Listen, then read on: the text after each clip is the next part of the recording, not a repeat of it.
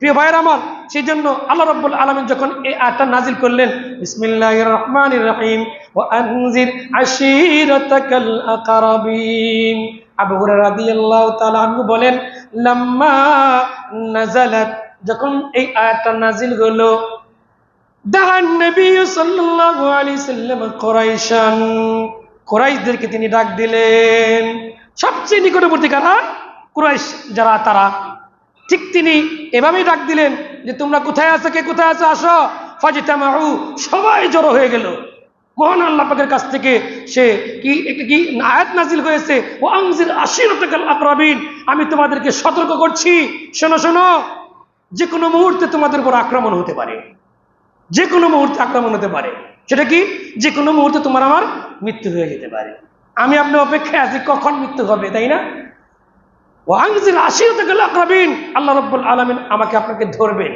আল্লাহ রাব্বুল আলামিন আপনার কাছ থেকে, আমার কাছ থেকে জীবন সম্পর্কে পুঙ্খানুপুঙ্খানুরূপে, ধন সম্পদ সম্পর্কে পুঙ্খানুপুঙ্খানুরূপে, ধন সম্পদ উপার্জন সম্পর্কে, ব্যয় সম্পর্কে, আল্লাহ রাব্বুল আলামিন যৌবন সম্পর্কে পুঙ্খানুপুঙ্খানুরূপে আপনার কাছ থেকে, আমার কাছ থেকে হিসাব নেবে। ওয়ানজির আশীরাতাকাল আকরাবিন, আপনি আপনার নিকটবর্তী যারা আছে, নিকট আত্মীয় যারা আছে, তাদেরকে সতর্ক করুন। আপনারা আমার কাছে সবচেয়ে নিকটবর্তী মানুষ হলেন ইমামের কাছে কারা? মুসল্লি। রাসূলের কাছে কারা? তার উম্মত সবচেয়ে নিকটবর্তী। সুতরাং তিনি কি করলেন? তাদের সবাইকে ডাকলেন, আম্মা ও খাসা, খাস করে ডাকলেন নিজের যারা, এবং আম্মা সাধারণ, সবাইকে ডাকার পরে সবাই যখন আসলো, কাছে আসার পরে তিনি বললেন, ইয়া বনি কাব ইবনে লুয়াই, ইয়া বনি মুররাতা ইবনে কাব, ইয়া বনি আব্দুল শামস, আব্দুল মানাফ, আবু হাসেম, এভাবে তিনি ডাকলেন। ডাকার পরে এরপরে ডাকলেন ইয়া বনি আব্দুল মুত্তালিব। সবাইকে ডাক দিয়ে বললেন, আনকিজু আনফুসাকুম মিনান নার, তোমরা নিজেকে জাহান্নামের আগুন থেকে রক্ষা করো, তোমরা নিজেকে জাহান্নামের আগুন থেকে রক্ষা করো। যে যে পুষ্টি আসি, যে যে পথে আসি, যে যেখানে আসি, যে যে কাজে আসি, সেখানে যেখানেই থাকি না কেন, নিজেকে সেই জাহান্নামের আগুন থেকে রক্ষা করার জন্য আল্লাহ নবী সবাইকে ডাক দিয়ে বললেন, আব্দুল মানাফ, আব্দুল শামস, এভাবে যত গোত্র রয়েছে, আবু লুয়াই, তোমরা শোনো, ইয়া কুরাইশ বংশের এই শাখা প্রশাখা যারা আছো, তোমরা আনকিজু আনফুসাকুম মিনান নার, জাহান্নামের আগুন থেকে নিজেকে বাঁচাও, যে আগুন দাউ ধাউ করে জ্বলবে, তোমাকে জ্বালিয়ে দিবে, পুড়িয়ে দিবে এবং জ্বলসে দেবে, কলিজা পর্যন্ত তোমার আগুন সেখানে লেগে যাবে তোমার আমলের কারণে। সেই আগুনকে মনে করো আল্লাতী তাত্তালিউ আলাল আফইদা, যে আগুন তোমার অন্তর পর্যন্ত লেগে যাবে। প্রিয় ভাইয়ের আমার, আপনি আগুন জ্বালাইলে আগে আমার জামা পুড়বে, এরপরে আমার গেঞ্জি পুড়বে, এরপরে চামড়া পুড়বে। ওখানে যাইতে যেতে লোকজন কিন্তু আগুন নিভিয়ে ফেলবে, অনেক সময় লাগবে। কিন্তু আল্লাহ রাব্বুল আলামিন বলছেন, জাহান্নামের আগুন আল্লাতী তাত্তালিউ আলাল আফইদা, একেবারে অন্তরের মধ্যে গিয়ে লাগবে। ইন্না লিল্লাহি ওয়া ইন্না ইলাইহি রাজিউন। সুতরাং এই আগুনকে যদি ভয় করে মানুষ, তাহলে প্রতিটা সেক্টর ভালো হয়ে যাবে। রাসূলের এই আদর্শ কেউ যদি গ্রহণ করে, কোরআনটাই হলো রাসূলের আদর্শ, যে পরকালকে যদি ভয় করে, আমার প্রত্যেকটা কাজের হিসাব পুঙ্খানুপুঙ্খানুরূপে দিতে হবে। ও আম্মা মান খাফা মাকাম রাব্বিহি ওয়া নাহান নাফসা আনিল হাওয়া ফাইন্নাল জান্নাতা হিয়াল মাওয়া। ও আম্মা মান খাফা, যে নাকি ভয় করে, মাকাম রাব্বিহি, আল্লাহর সামনে দাঁড়াতে হবে, প্রত্যেকটা হিসাব নিয়ে পুঙ্খানুপুঙ্খানুরূপে, জীবন সম্পর্কে, যৌবন সম্পর্কে, মাল অর্জন সম্পর্কে, মাল ব্যয় সম্পর্কে, যতটুকু আমি শিক্ষা দীক্ষা অর্জন করেছি। কোন শিক্ষার মধ্যে কি আছে মানুষ মারা যাবে? কোন শিক্ষার মধ্যে আছে দেশদ্রোহী কাজ করা যাবে? কোন শিক্ষার মধ্যে আছে দুর্নীতি করা যাবে? কোন শিক্ষার মধ্যে আছে মানুষের উপর এই স্টিম রোলার চালানো যাবে? কোন শিক্ষার মধ্যে নাই। পৃথিবীতে এমন কোন শিক্ষা নাই যে শিক্ষার মধ্যে আছে আপনি মানুষকে ঠকাবেন, ধোঁকাবাজি করা যাবে। কোন শিক্ষাই বলে না। প্রত্যেকটা শিক্ষার মধ্যে একটা ডায়ালগ আছে, শিক্ষার জন্য আসো, সেবার জন্য বেরিয়ে যাও। সুবহানাল্লাহ বলেন না? শিক্ষার জন্য আসো, তুমি মানুষ হইয়া সেবার জন্য বেরিয়ে যাও। এটা আমরা ডায়ালগ আমরা শুনেছি। বিশেষ করে মেডিকেল সায়েন্স যারা যায়, তাদেরকে এই ডায়ালগটা প্রথম দেওয়া হয়।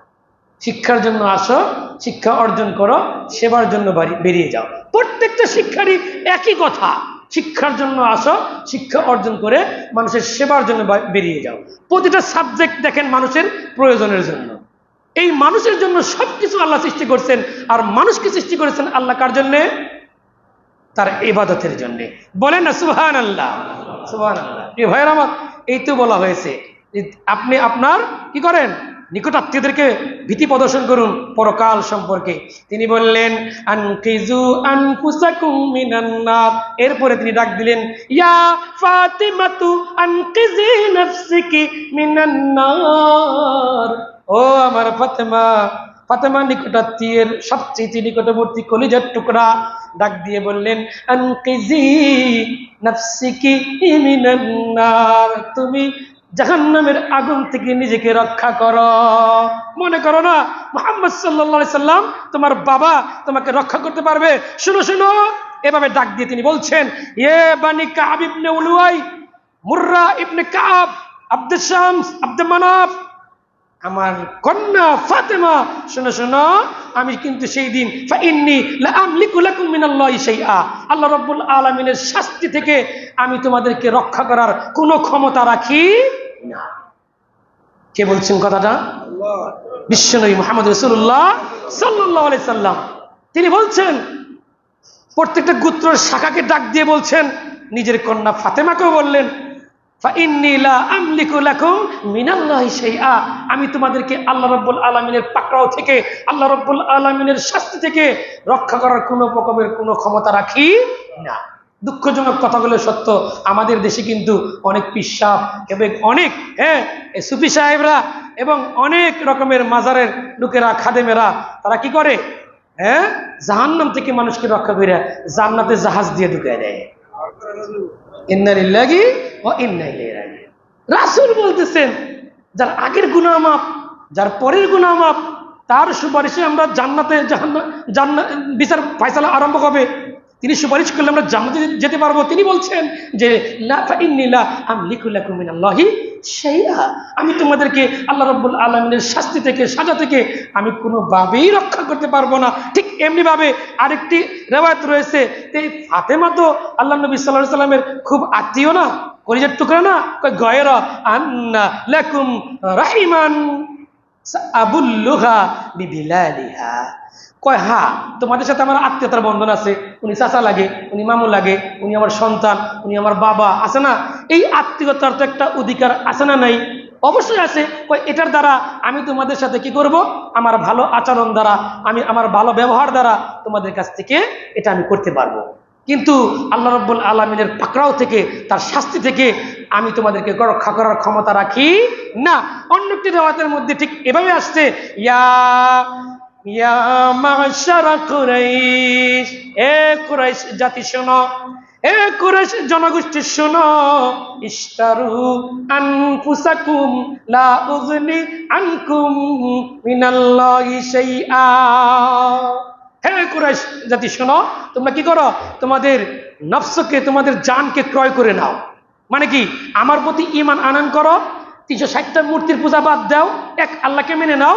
তার মানে তুমি তোমার জানকে নিরাপত্তা দিলে, কিসে থেকে?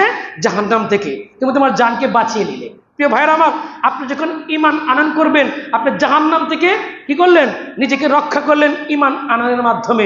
এই ঈমানটা আল্লাহ রাব্বুল আলামিন বলছেন, যেই জানটাকে আপনি কি করলেন, ঈমানের বিনিময়ে ক্রয়, জানটাকে কি করলেন, ঈমান আনার বিনিময়ে জাহান্নাম থেকে নিজের জানটাকে কি করলেন, ক্রয় করলেন। এখন আপনার কাছে রাখলেন, এটা আবার আল্লাহ রাব্বুল আলামিন ক্রয় করে নেবেন আপনার কাছ থেকে বিআন্না লাহুমুল জান্নাহ, জান্নাতের বিনিময়ে। বলেন না সুবহানাল্লাহ। প্রথম কি করলেন, রাসূল বললেন তোমরা কি করো, তোমাদের জানকে খরিদ করে নাও, ক্রয় করে নাও। দ্যাট মিনস আমার উপর ঈমান আনয়ন করো। পরকালে তোমাকে কি করতে হবে, আল্লাহর কাছে জবাবদিহি করতে হবে। আল্লাহ তোমাকে জিজ্ঞাসা করবে মার রব্বুকা ওয়া মা দীনুকা ওয়া মান নাবিয়ুকা ওয়া মান হাযার রাসূল বুইসা ফিকুম, তোমার দিন কি, তোমার রব কি, তোমাকে জিজ্ঞাসা করা হবে। এবং তোমার এই যে লোকটা, এই লোকটা কে, চিনো তুমি? এভাবে তোমাকে জিজ্ঞাসা করা হবে। সুতরাং আমার প্রতি ঈমান আনয়ন করো, তুমি জবাব দিবে, জান্নাতে চলে যাবে। বলেন না সুবহানাল্লাহ। তো জান্নাতে যাওয়ার আগে যেহেতু আপনি ঈমান আনয়ন করছেন, আপনি কি করেছেন, এই ঈমান আনার মাধ্যমে জাহান্নাম থেকে নিজের জানটাকে রক্ষা করেছেন। ইন্নাল্লাহ হাশতারা মিনাল মুমিনিনা আনফুসাহুম ওয়া আমওয়ালাহুম বিআন্না লাহুমুল জান্নাহ। সহজ অর্থ লাগতেছে, তাই না? মনে হয় যে ক্লাস 2 এর ক্লাস চলতেছে। আল্লাহ রাব্বুল আলামিন আপনার জানটাকে কি করবে? ক্রয় করে নেবে। হ্যাঁ, ইন্নাল্লাহ আশতারা মিনাল মুমিনিনা আনফুসাহুম ওয়া আমওয়ালাহুম, তার জানটাও নেবে, তার মালটা নেবে। ফলে আল্লাহ কি দিবে? বিআন্না লাহুমুল জান্নাহ, আমি তোমাকে জান্নাত দিয়ে দিব। বলেন না সুবহানাল্লাহ। আপনি বিসিএস ক্যাডার হন, আপনি বড় বিচারক হন, আপনি অনেক এই বাংলাদেশের বড় শিক্ষালয়ে শিক্ষা অর্জন করেন, আপনি শিক্ষিত মানুষ হবেন, মানুষের মতো মানুষ হবেন, তাতে কোনো আপত্তি নেই। যদি আপনার কাছে দ্বীনি শিক্ষা থাকে, ঈমানের শিক্ষা থাকে, আপনি হলেন দুনিয়াতেও জ্ঞানার, আখিরাতেও জ্ঞানার। প্রিয় ভাইয়েরা আমার, ঠিক এমনি ভাবে আল্লাহ নবী এভাবে ডাক দিয়ে তিনি বললেন, তোমরা এভাবে, আমি কিন্তু তোমাদেরকে কি করতে পারবো না, লা উগনি আনকুম মিনাল্লাহি শাইআ, আল্লাহ পাকের শাস্তি বা ধরা থেকে আমি তোমাদের কিন্তু রক্ষা করতে পারবো না। ইয়া সফিয়াতু আম্মাতা রাসূলিল্লাহ, এ সফিয়া, যিনি নাকি সফিয়া তিনি কে ছিলেন? রাসূলের চাচি ছিলেন। রাসূলের চাচি আম্মাতা রাসূলিল্লাহ সাল্লাল্লাহু আলাইহি ওয়াসাল্লাম, এ রাসূলের চাচি, আপনি কিন্তু মনে করেন না কিয়ামতের মাঠে বাইস্তা আপনাকে বাঁচাবে। আমি আপনাকে এখনই বলছি, লা উগনি আনকি মিনাল্লাহি শাইআ, আমি আপনাকে আল্লাহ পাকের সেই ধরা থেকে, পাকড়াও থেকে, তার আযাব থেকে আমি আপনাকে কিন্তু রক্ষা করার কোনো ক্ষমতা রাখি না। চাচিকে মনে করে দিচ্ছে আমি কিন্তু পারবো না সেদিন, আমার কোনো ক্ষমতাই থাকবে না সেই দিন। হ্যাঁ, এরপরে তিনি ডাক দিয়ে বলতেছেন, ইয়া ফাতিমাতু বিনতা মুহাম্মদ, এ মুহাম্মদ সাল্লাল্লাহু আলাইহি সাল্লামের কন্যা ফাতেমা, নিজ সন্তানকে ডাক দিয়ে বলতেছে, মুহাম্মদের কন্যা ফাতেমা সাল্লাল্লাহু আলাইহি সাল্লাম, সালিনি মা শি'তি মিন মাল, দুনিয়াবি ধন সম্পদ আমার কাছে চেয়ে নাও, দুনিয়াবি ধন সম্পদ আমার কাছে চেয়ে নাও। লা উগনি আনকি মিনাল্লাহি শাইআ, আল্লাহ পাকের ধরা থেকে, আল্লাহ পাকের পাকড়াও থেকে, আল্লাহ রাব্বুল আলামিনের আযাব থেকে, সাজা থেকে আমি নবী তোমাকে রক্ষা করার কোনো ক্ষমতাই রাখি না। নিজের কন্যাকে বলছে, তাহলে আপনি আমি থেকে পিসাব আপনাকে আমাকে জান্নাতে নিয়ে যায়। কোন দেশে বাস করি, জাহাজ দিয়ে লয়ে যায় কেউ, আবার কেউ ফুফা দিয়ে নিয়ে যায়, আবার বলে লোকটা তো বেশি আমল টামল করে না, টেনে টেনে জান্নাতে নিতে হবে, এই লোকটা চলে যাচ্ছে, মানে বেশি আমল করতে পারে না। আল্লাহ রাব্বুল আলামিন আমাদেরকে ধোঁকাবাজদের থেকে হেফাজত করুন। সকালে বলি আল্লাহুম্মা আমিন। একটা আশার বাণী শোনাই সবার জন্য। আল্লাহ নবী বললেন, আনা আবি মুসা রাদিয়াল্লাহু তাআলা আনহু قال قال رسول الله صلى الله عليه وسلم উম্মতি হাদিহি উম্মাতুল মারহুমা, আমার উম্মত যারা, এরা হলো রহমত প্রাপ্ত উম্মত। সুবহানাল্লাহ। দলের কথা বলে নাই, ওই দলটা আমার, ওই দলটা আমার, এটা বলে নাই, খাস করে কোনো দলের কথা বলে নাই। আমার উম্মত যারা, হাজিহি উম্মাতুন মারহুমা, এরা রহমত প্রাপ্ত দল। এটা কি? রহমত প্রাপ্ত উম্মত। আমার উম্মত রহমত প্রাপ্ত হবে, বিকজ ওমা আরসালনাকা ইল্লা রাহমাতাল লিল আলামিন। আল্লাহ রাব্বুল আলামিন বলেন, আমি আপনাকে তো পৃথিবীর বাসীর জন্য রহমত স্বরূপ প্রেরণই করেছি। বলেন সুবহানাল্লাহ। সুতরাং তার উম্মতের উপর তো রহমত হবে। রাসূল বললেন, হাজিহি উম্মাতুল মারহুমা, এই উম্মত হইল রহমত প্রাপ্ত উম্মত। সুবহানাল্লাহ বলেন। লাইসা আলাইহা আযাবুন ফিল আখিরা, আখিরাতে তাদের কোনো আযাব হবে না। সুবহানাল্লাহ বলতে মন চায় না নাকি? আমাদের যে আমল, আখিরাতে আযাব হবে না মানে আমাদের বাইন দিয়ে পিটাইব, সিল্লা কেটে লবণ লাগাই দিব। হুজুর এত সুন্দর আশা আমাদেরকে দিয়েন না কেন? আপনার জন্যই তো কথাগুলো, আমার জন্য তো কথাগুলো। ওই জাহিলিয়াতের যুগ কি আপনাদের চাইতে তারা বেশি ভালো মানুষ ছিল? অন্ধকারাচ্ছন্ন যুগ ছিল, মাইটি রাইট, মারামারি, কাটাকাটি, মানুষের মধ্যে কোনো সম্মান ইজ্জত ছিল না। মানুষ বেচাকেনা করতো। আমাদের সময় কি মানুষ বেচাকেনা করে? করে না, করে না প্রিয় ভাইয়েরা আমার। সুতরাং সেই সময়ের মানুষগুলো যদি আল্লাহ রাব্বুল আলামিনের দেওয়া ধর্ম ইসলামকে গ্রহণ করে, মুহাম্মদ রাসূলুল্লাহ সাল্লাল্লাহু আলাইহি ওয়াসাল্লামের আদর্শ গ্রহণ করে পৃথিবীর সেরা মানুষ হয়ে যায়। রাসূল বলছেন, খায়রুল কুরুনি কারনি, আমার যুগ সেরা যুগ, স্বর্ণ যুগ, শ্রেষ্ঠ যুগ। বলেন না সুবহানাল্লাহ। অথচ ওই যুগের মানুষ ছিল সবচেয়ে খারাপ যুগ। তাহলে এই যুগের মানুষ কি নবীজির উম্মত হইয়া কি সেরা মানুষ হতে পারবে না? গ্রহণ করতে হবে। শুধু একটা জিনিস দরকার, অ্যাকসেপ্ট। একটা তোমাকে গ্রহণ করার মতো একটা ক্ষমতা, অ্যাকসেপ্ট করার একটা পাওয়ার আপনাকে অর্জন করতে হবে, তাহলেই সম্ভব, নতুবা সম্ভব নয়। দ্বিতীয় সেন্টেন্সটি শুনেন, আরো ভালো লাগবে। আযাবুহা ফিদ দুনিয়া, এই উম্মতের শাস্তি যা হওয়ার দুনিয়ার মধ্যেই হবে, আখিরাতে তাদের কোনো শাস্তি হবে না। দুনিয়াতে শাস্তি কি? দুনিয়ার যে শাস্তি আছে এগুলোর মাধ্যমে আখিরাতের শাস্তিগুলো কেটে যাবে।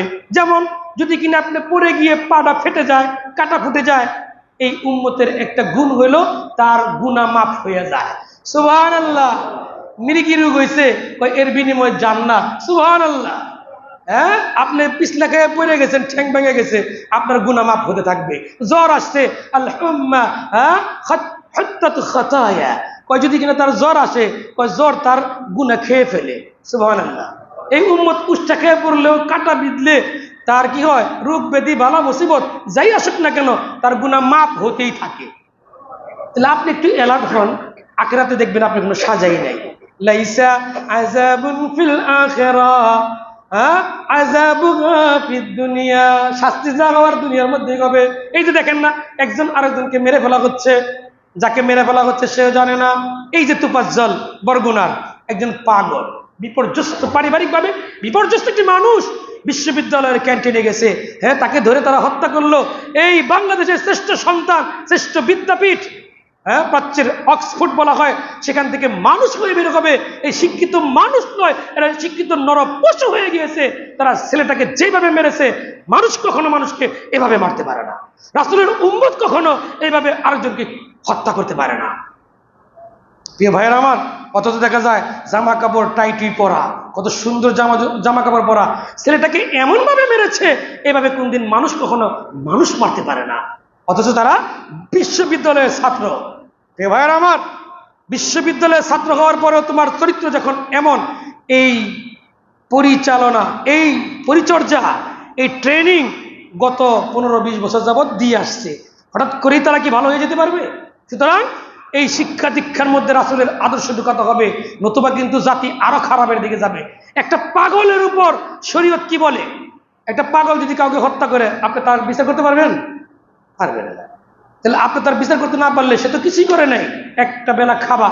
এই বিশ্ববিদ্যালয় থেকে বিসিএস ক্যাডার হয়ে তারা বাতের হোটেল দিয়ে মানুষ হত্যা করার প্ল্যান প্রোগ্রাম শিখে। এই ভাইয়ার আমার, এই যারা বিসিএস ক্যাডার, ডিবি হারুন টারুন সহ যারা ছিল, তারা খালি মানুষ মারার ফন্দি শিখছে, আর কি শিখছে? সবগুলো বিসিএস ক্যাডার। যারা এই অপকর্মগুলো করেছে সবগুলো বিসিএস ক্যাডার। তাহলে এই জাতির সূর্য সন্তানরা যদি কিনা এই আকাম কুকাম, মারামারি, জুলুম, নির্যাতন, হত্যা, লুণ্ঠন, এই দেশদ্রোহী কাজ করে, তাহলে ওই জাতিকে তারা কি উপহার দেবে? এ ভাইয়ের আমার একটি কথাই, আপনি ভার্সিটিতে পড়েন, আপনি যেখানেই পড়েন না কেন, বড় হন, আপনাকে মানুষ হতে হবে। প্রকৃত মানুষ হতে গেলে ধর্মীয় শিক্ষা দীক্ষা যদি আপনার কাছে না থাকে, তাহলে আপনি নিজেও যেমন ধ্বংস হবেন, পরিবারকে ধ্বংস করবেন, আপনি সমাজকে ধ্বংস করবেন, আপনি রাষ্ট্রকে ধ্বংস করবেন, আপনি হইবেন এই দুনিয়ার বুঝা। আপনি তো দিনই শিখতে পারলেন না, আপনি তো নবীজির উম্মতি হতে পারলেন না, আপনার শাস্তি কেমন হবে এটা আপনিই বুঝে নেন। প্রিয় ভাইয়ের আমার, শুধু তাই নয়, এই যে ফিতনা, এই যে ভূমিকম্প, এই যে হত্যা যজ্ঞ চলছে, এগুলো হইলো, এগুলোর মাধ্যমে কি হয়? যেই মানুষটাকে মারা হইলো, ওই মানুষটা দেখেন, এই যে মানুষটাকে মারা হয়েছে, ওর নাম তুফাজ্জল, বরগুনা বাড়ি। 8 বছর আগে বাবা মারা গেছে, 5 বছর আগে মা মারা গিয়েছে, 2টা ভাই ছিল, ভাইটাও মারা গেছে, এক ভাই এসআই ছিল, সেও ক্যান্সারে মারা গেছে। কেমন? এর আর কেউ বাকি নেই, শুধু সেই বাকি আছে। সে ভবগুরু হয়ে গেছে বিভিন্ন কারণে, এগুলো আপনারা পড়েছেন, আপনারা জানেন। তো লোকটা এই একবেলা খাবারের জন্য কারো কাছে গেলে কি তাকে হত্যা করার কোনো নির্দেশ কোনো ধর্মে আছে? কোনো দলের মধ্যে আছে? কারো কোনো অর্ডার দেওয়ার মতো এরকম ক্ষমতা আছে পৃথিবীতে? কোনো জায়গায় নেই। তারা কি করে তাকে হত্যা করলো? রাজশাহী ইউনিভার্সিটিতে মাসুদকে হত্যা করা হয়েছে। যখন তাকে হত্যা করা হয়, পানি চেয়েছিল, এই জাতির সূর্য সন্তান বিশ্ববিদ্যালয়ের ছাত্ররা তার মুখের মধ্যে পেশাব করে দিয়েছিল। ইন্না লিল্লাহি ওয়া ইন্না, সে যে দলেরই হোক না কেন, তারা এই জাতির সূর্য সন্তান, হোক আওয়ামী লীগ, হোক বিএনপি, হোক জাতীয় পার্টি, যে কোনো দলের হোক না কেন, তারা সূর্য সন্তান হয়ে দেশের জন্য কাজ করবে, দেশের জন্য কাজ করবে, এই দেশটাকে উন্নত করার জন্য বিশ্বের দরবারে তার ভাবমূর্তি উঁচু করবে। এটাই তো কথা ছিল নাকি? ওই ভার্সিটি থেকে সবাই চান্স পায়? 70,000 80,000 মানুষ পরীক্ষা দেয়, চান্স পায় মাত্র 4-5,000 10,000, তাই না? তাহলে সেখানে আপনি একজন অন্যতম ব্যক্তিত্ব, আপনার দ্বারা একটা মানুষকে কি করে হত্যা করা হয়? অথচ দেখেন ইসলাম কি বলে, যদি ইসলাম থাকে তার কাছে, একটা মানুষ খাবারের জন্য গেছে, উমরে ফারুক রাদিয়াল্লাহু তাআলা আনহু তিনি কি করেছিলেন, কেউ যদি কিনা পেটের ক্ষুধার তাড়নায় কি করে, চুরি করে, তার বিচার করা যাবে না, তাকে ক্ষমা করে দেওয়া হয়েছে। পেটের ক্ষুধায়, পেটের তাড়নায়, ওর সম্পর্কে যেটুকু জানা গেছে, ও একমাত্র ক্ষুধা লাগলে কারো কাছে টাকা চাইতো, কারো কাছে খাবার গিয়ে হাত দিত, হয়তোবা কারো কাছ থেকে নিয়ে নিত। ইহা ছাড়া তার দ্বিতীয় কোনো অপরাধ আর পাওয়া যায় না। আশা করি আপনারা এটা স্পষ্ট সূর্যের মতো, সেই জন্য আমি আর বয়ানে গেলাম না। সংক্ষিপ্ত সময়, আমার কাছে আর 4 মিনিট সময় আছে, আমি এর মধ্যেই বক্তব্য শেষ করে দিব। প্রিয় ভাইয়ের আমার, আসুন, এই যে তোফাজ্জলকে যে হত্যা করা হলো, এর দায়িত্ব কে নিবে? কে নিবে? ওই যে এলেম উঠে গেছে। কি এলেম? পরকালে জবাবদিহি করার এলেম উঠে গেছে। দুনিয়াতে জবাবদিহি করতে হয় না, যে মারতে পারে সেই মনে করেন এমপি হয়, মন্ত্রী হয়। আমরা গত পিরিয়ডেও দেখেছি, অনেক দেখেছি, যার যত পাওয়ার থাকে সে যত পদ পায়। ভাইয়ের আমার, সে কারণে মনে হয় এই চর্চাটা, এই চর্চা করার কারণেই আজকে এই দশা। এটাকে পরিবর্তন করতে হবে। একজন পাগল, একজন বিপর্যস্ত মানুষকে আপনি হত্যা করলেন। একজন সুস্থ মানুষের হত্যা করতে গেলে আপনার অনেকগুলো শর্ত লাগবে। ভাইয়ের আমার, রুফিয়াল কালামু, রাসূল বলছেন রুফিয়াল আকলাম, কলম উঠিয়ে নেওয়া হয়েছে, রুফিয়াল কালাম আন সালাসা, 3 ব্যক্তির উপরের কাছ থেকে। একজন হলো আনিন নাইম হাত্তা ইস্তাইখিজা, ঘুমিয়ে আছে, ফেরেশতারা লেখা বন্ধ করে দেয়, তার কোনো আমলনামা লেখা হয় না। ঘুমের মধ্যে মানুষ মারুক আর চুরি করুক আর ডাকাতি করুক আর যত আকাম কুকাম করুক স্বপ্নের মধ্যে, এগুলোকে আল্লাহ লেখেন না। এই ব্যক্তির জন্য কলম উঠিয়ে নেওয়া হয়েছে। ও আনিল মাজনুন হাত্তা হাত্তা ইয়াফিকা, এবং পাগল যতক্ষণ পর্যন্ত ভালো না হবে তার কোনো আমলনামা আল্লাহ লিখেন না। আল্লাহ তো ছাড় দিয়ে দিয়েছে, তার কোনো শরীয়তি নাই, নামাজ নাই, রোজা নাই, হজ নাই, যাকাত নাই, তার কিচ্ছু নাই। ভাইয়ের আমার, সুতরাং আমি তাকে যে হত্যা করলাম, একজন মানুষ চুরি করার পরে কয়েকটা জিনিস লাগবে। আইয়াকুনা রাজুলু মুতাকাল্লিফান, একটা মানুষ যে নাকি চুরি করছে সে বালেগ হলে আপনি তাকে হাত কাটতে পারবেন, বালেগ হতে হবে। হ্যাঁ, 2 নম্বর শর্ত আছে এখানে, ইনতিফাউ শুবহাতি, সন্দেহাতীত ভাবে প্রমাণিত হতে হবে। 3 নম্বর হইল আইয়াকুনা মুখতারান, তার মধ্যে সিদ্ধান্ত নেওয়ার, ভালো মন্দ বুঝার জ্ঞান থাকতে হবে। তাই নয় আইয়াকুনা হারামান, চুরি করা যে হারাম এটা তার জানতে হবে। এরকম মানুষের বিচার আপনি করতে পারবেন, নতুবা আপনি বিচার করতে পারবেন না। এবং 2 জন সাক্ষী লাগবে। তাহলে এই যে তোফাজ্জলকে যে হত্যা করা হইল নৃশংসভাবে, এভাবে কোনো মানুষকে হত্যা করে না। এরা কোন শর্ত দিয়ে, কোন শিক্ষা দিয়ে এবং তারা হত্যা করলো, কিভাবে করলো, এটা আল্লাহ পাকই ভালো জানে। সুতরাং আসুন, এই বিশ্ববিদ্যালয়ের শিক্ষার মধ্যে নৈতিকতা, মানবিকতা, মূল্যবোধ, এটা যদি এই শিক্ষার জন্য এই ভার্সিটি ছিল অনন্য একটি প্রতিষ্ঠান, অথচ সেখান থেকে যারা বের হচ্ছে তারা কি করতেছে, তারা নেতৃত্বের ফিতনার মধ্যে পড়ে যাচ্ছে, জুলুমের চর্চার মধ্যে পড়ে যাচ্ছে, ক্ষমতা কুক্ষিগত রাখার মতো যে কৌশল তারা এখান থেকে শিখে বের হচ্ছে, বাতের হোটেলের নামে জান নেওয়া শিখতেছে। এবং রাসূলুল্লাহ সাল্লাল্লাহু আলাইহি ওয়াসাল্লাম এ ব্যাপারে বলছেন, যিনি হত্যা করবেন তিনিও জানেন না কেন মারতেছেন, এবং যাকে হত্যা করা হবে এই নিহত ব্যক্তিও জানবে না আমাকে কেন হত্যা করা হচ্ছে। আজকে ও কি জানতো তাকে খাওয়ানো হচ্ছে, সে ভাত খাচ্ছে, তারপরে হত্যা করবে, সে যদি জানতো ওখানে কি সে খাবার খেতে পারতো না। তার তো এই জ্ঞানই নেই, তাকে মারছে, কিভাবে মারছে এরা ভিডিও করে ছেড়ে দিয়েছে। আল্লাহ রাব্বুল আলামিন এই জাতিকে হেদায়েত দান করুন বলি আমিন। সতর্ক হওয়ার জন্য আল্লাহ বলছেন, ও আনজির আশিরাতাকাল আকরাবিন, হে নবী আপনি আপনার নিকট আত্মীয়দেরকে সতর্ক করুন। আমি এই মেম্বার থেকে, নবী রাসূল তো নাই, আমি খালি পড়ে একটু মেসেজটাকে পাঠক হিসেবে আপনাদেরকে শোনালাম। ছেলে মেয়েদের খবর নেন, ও কি মানুষ হচ্ছে না অমানুষ হচ্ছে। হ্যাঁ প্রিয় ভাইয়ের আমার, এই খবর আমাকে নিতে হবে, নতুবা এই জাতির কপালে আর কেমন সেই সুখের দিন দেখা সম্ভব নয়। আসুন আমরা সবাই সোচ্চার হই, আমরা সবাই সতর্ক হই, রাসূলুল্লাহ সাল্লাল্লাহু আলাইহি সাল্লামের আদর্শ গ্রহণ করে আমরা যেন আমাদের সন্তানদেরকে মানুষের মতো মানুষ বানাতে পারি, সেই তৌফিক আল্লাহ দান করুন। সকলেই বলি আল্লাহুম্মা আমিন। উপস্থিত সম্মানিত মুসল্লিকে, মুরব্বিকরা, আমি আপনাদেরকে বলবো, দ্বীনি শিক্ষা ছাড়া একটা মানুষ হতে পারে না। বেশক নিশ্চিতভাবে ফেরিলি পারে না। কশ্চিনকালেও পরকালের জবাবদিহি করতে হবে, এটা যদি কারো মনে না আসে, সন্তানকে শিখান, তা না হলে সে কিন্তু ফিতনা ফাসাদের মধ্যে জড়িয়ে যাবে, এইভাবেই তার জীবন চলে যাবে, সে আর মুক্তি পেতে পারবে না। মহান আল্লাহ আমাদের সবাইকে তৌফিক দান করুন, হেফাজত করুন।